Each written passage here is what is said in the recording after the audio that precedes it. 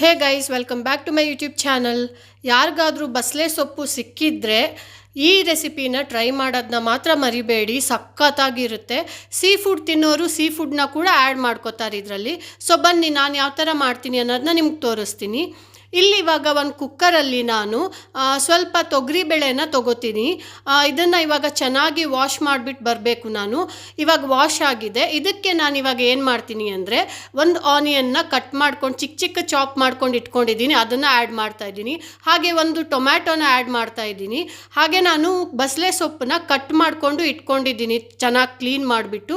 So ಅದನ್ನು add ಮಾಡಿಬಿಟ್ಟು ಸ್ವಲ್ಪ ನಾನು ಟರ್ಮರಿಕ್ ಪೌಡರ್ನ ಕೂಡ ಹಾಕ್ತೀನಿ. ಹಾಗೆ ಸ್ವಲ್ಪ ನೀರನ್ನ ಹಾಕಿಬಿಟ್ಟು ಇದನ್ನು ಒಂದು 4-5 ವಿಷಲ್ ಬರಬೇಕು. ಸೊ ಅಲ್ಲಿ ತನಕ ನಾವು ಕುಕ್ಕರ್ನ ಕೂಗ್ಸೋಣ. ಸೊ ಇವಾಗ ನೀವು ನೋಡ್ಬೋದು, ನಾನು ಮಿಕ್ಸ್ ಮಾಡ್ತಾ ಇದ್ದೀನಿ. ಲಿಡ್ನ ಕ್ಲೋಸ್ ಮಾಡಿಬಿಟ್ಟು 4-5 ವಿಷಲ್ ಬರಲಿ. ಹಾಗೆ ನಾನು ಒಂದು ಮಿಕ್ಸರ್ ಜಾರ್ನ ತೊಗೊಂಡಿದ್ದೀನಿ. ಇದರಲ್ಲಿ ನಾನು 4 ಬ್ಯಾಡಗೆ ಮೆಣಸನ್ನ ಹಾಕ್ಕೋತಾ ಇದ್ದೀನಿ. ಸೊ ಹಾಗೆ ನಾನು ಸ್ವಲ್ಪ ಕೊತ್ತಂಬರಿನೂ ಕೂಡ ಆ್ಯಡ್ ಮಾಡ್ತಾ ಇದ್ದೀನಿ. ಹಾಗೆ ಚಿಕ್ಕದಾಗಿರೋ ಒಂದು ಟ್ಯಾಮ್ರಿಂಡ್ ಹಾಕಿಬಿಟ್ಟು ಒಂದು 1/4 ಕಪ್ ಆಗೋಷ್ಟು ತೆಂಗಿನ ತುರಿನ ಹಾಕ್ಕೋತಾ ಇದ್ದೀನಿ.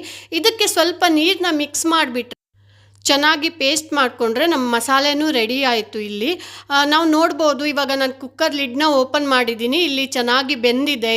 ಇದು ಚೆನ್ನಾಗಿ ಬಾಯ್ಲ್ ಬಂದ ಮೇಲೆ ನಾನು ಇವಾಗ ಏನು ಮಾಡ್ತೀನಿ ಅಂದರೆ, ಸ್ವಲ್ಪ ಉಪ್ಪನ್ನ ಆ್ಯಡ್ ಮಾಡ್ಕೋತೀನಿ ರುಚಿಗೆ ತಕ್ಕಷ್ಟು. ಸ್ವಲ್ಪ ಕಡಿಮೆನೇ ಆ್ಯಡ್ ಮಾಡ್ಕೊಳ್ಳಿ, ಜಾಸ್ತಿ ಆದರೆ ಕಷ್ಟ, ಕಡಿಮೆ ಆದರೆ ಆಮೇಲೆ ಸೇರಿಸ್ಕೋಬೋದು. ಇವಾಗ ನಾನು ರುಬ್ಕೊಂಡಿರೋ ಮಸಾಲೆನ ಹಾಕಿಬಿಟ್ಟು ಚೆನ್ನಾಗಿ ಕನ್ಸಿಸ್ಟೆನ್ಸಿನ ನೋಡ್ಕೊಳ್ಳಿ ನೀವು. ಅದಕ್ಕೆ ತಕ್ಕಾಗೆ ನೀರನ್ನ ಆ್ಯಡ್ ಮಾಡ್ಕೊಳ್ಳಿ. ನಾನು ಸ್ವಲ್ಪ ಮಿಕ್ಸರ್ ಜಾರ್ಗೆ ನೀರನ್ನ ಹಾಕಿಬಿಟ್ಟು ಅದನ್ನು ಇವಾಗ ಸುರ್ಕೋತಾ ಇದ್ದೀನಿ. ಸೊ ಇದಾದಮೇಲೆ ಚೆನ್ನಾಗಿ ಬಾಯ್ಲ್ ಬರಬೇಕು ಇದು. ಸೊ ನಾವು ಬಾಯ್ಲ್ ಆಗೋ ತನಕ ಸ್ವಲ್ಪ ಹೊತ್ತು ವೆಯ್ಟ್ ಮಾಡೋಣ.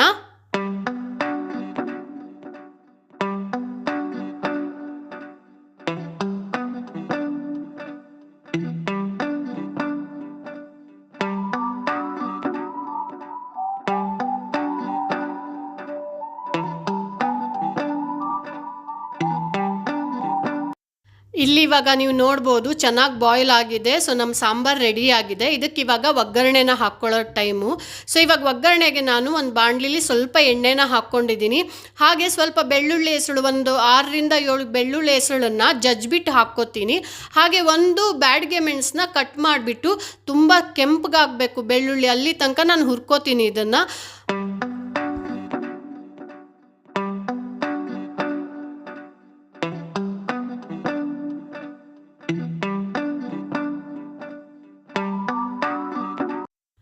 ಇಷ್ಟು ಕೆಂಪಗಾದರೆ ಸಾಕು. ಇವಾಗ ನಾನು ಇದನ್ನು ತಗೊಂಡು ಇವಾಗ ನಾನು ಮಾಡಿರೋ ಸಾಂಬಾರಿಗೆ ಆ್ಯಡ್ ಮಾಡ್ತೀನಿ. ಸೊ ಇದನ್ನು ಆ್ಯಡ್ ಮಾಡಿಬಿಟ್ರೆ ನಮ್ಮ ಫೈನಲ್ ಟಚ್ ಮುಗೀತು. ಇಲ್ಲಿಗೆ ಸಾಂಬಾರು ರೆಡಿ ಆಗಿದೆ. ಈ ಸ್ಟೇಜಲ್ಲಿ ನೀವು ಉಪ್ಪನ್ನ ನೋಡ್ಕೊಳ್ಳಿ, ಉಪ್ಪು ಕಡಿಮೆ ಆದರೆ ಹಾಕ್ಕೋಬೋದು ಟೇಸ್ಟ್ ಮಾಡಿಕೊಂಡು.